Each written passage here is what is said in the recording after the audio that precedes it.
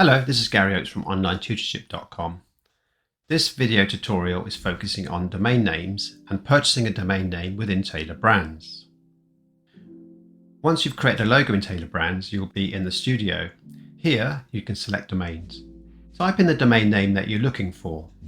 I'm looking for one called travel1.com. When I type in the domain name, I find it's not available. It's already taken.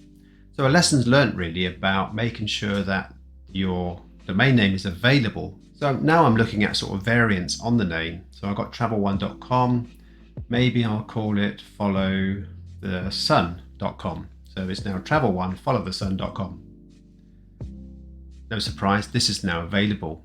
So once you find the domain name that you wish to have, and you're happy with it, then you need to select it.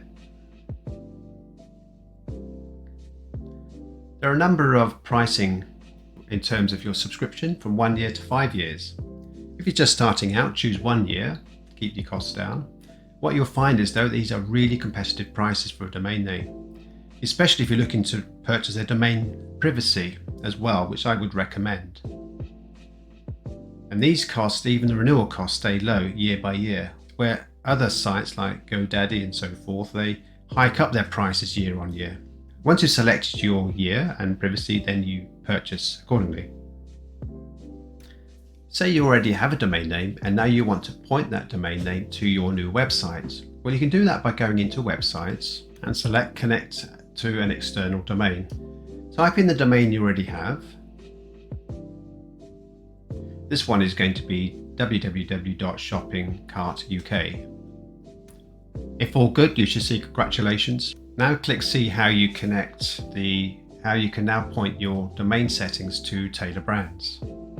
The domain name I'm looking to point to Tailor Brands is currently hosted in Bluehost. I'm now in Bluehost and I've gone to the DNS manager where I'd need to change some of the settings to enable the domain name shoppingcartuk.com to be pointed to Tailor Brands. Following the instructions, the first one to change is the CNAME. So I'll take the information here, add a new CNAME record and copy in the details.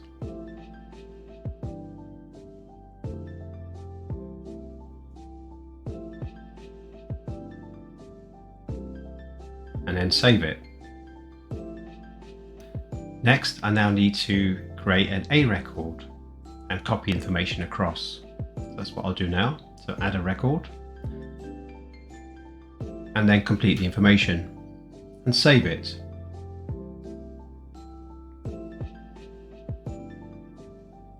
And I also need to create another A record, and I'll do the same again, copy the information across and save it. And that's that. So once I go back into the studio, I can see the domain is actually connected. All I need to do now is to publish the website, subscribe to one of the plans, and that's it. Your website will then be up and running.